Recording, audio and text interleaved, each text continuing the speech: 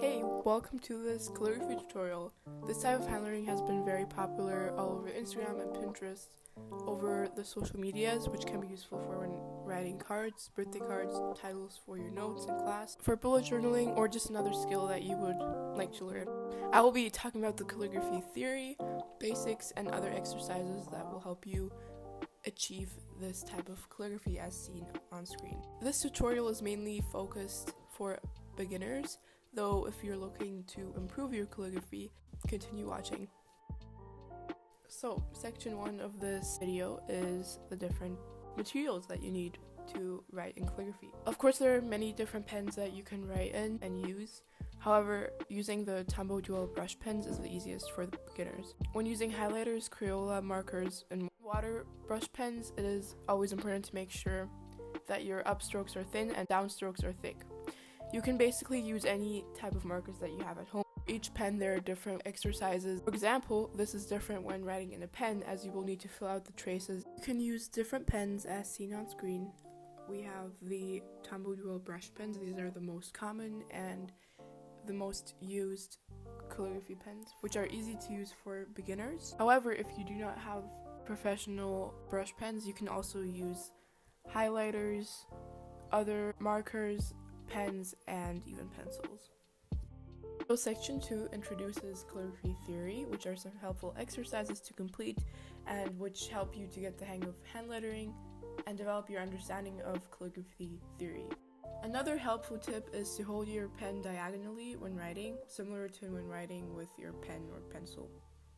Make sure to use less pressure on your upstrokes, making them thin, and more pressure on your downstrokes, making the line thicker. Section 3 introduces calligraphy basics. You can create this calligraphy guide, which is very similar to a guide that you use when you try to learn how to shape letters in first grade. The top column is called the ascender, the middle part is called the allied exide, and the bottom is called the descender. Remember to use less pressure on your upstrokes and more pressure on your downstrokes. Make sure to hit all parts of the letters on the correct lines to create an even and clean shape of the letter. This exercise will also help you to give an idea of the size of the letters. Examples of ascender letters are T, L, exide letters are A, C, E, I, and more, and then descender letters are J, G, F. Practicing how to write the alphabet in calligraphy is very important, as you will get the hang of writing letters without using the guide, making you become more comfortable and confident in hand lettering. Though in this case, practice makes perfect. You just have to practice and practice and you will slowly get the hang of it. For me personally, it took a few months to perfect my calligraphy, to find my style, though for others, it takes a longer or a shorter amount of time. Just remember to not get frustrated, because in every mistake you make, you will learn from it. Develop your skills and knowledge, which is also connected to muscle memory.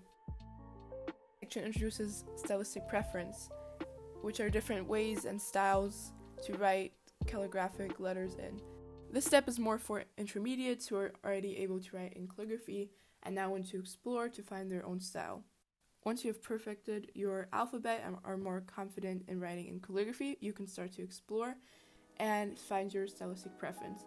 There are different ways to write letters such as S, T, M, Y, A, H, J, and many more.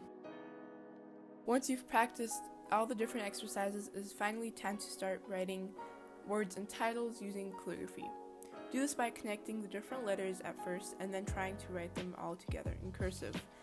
Therefore, knowing how to write in cursive can also become very useful. However, at first, it might be easier to write the letters and connect them in the end. Of course, there are many different pens that you can use other than the Tombow dual brush pens. As seen in the above, I'm using a normal pen and writing the word using cursive, and then shading in the letters to create the effect of having thick downstrokes and thin upstrokes. You can also do this using other markers and pencils and pens.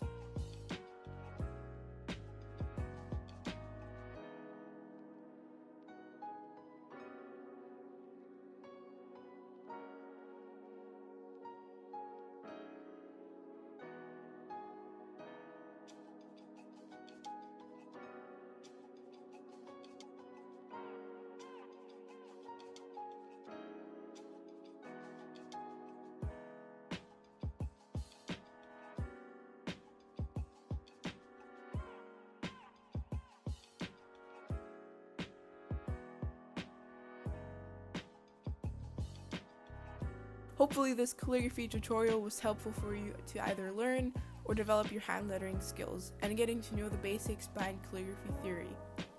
Now you can create nice gift cards, letters, and even write titles in this new font and use them for different classes. This does not only look aesthetically pleasing but also interesting and neat.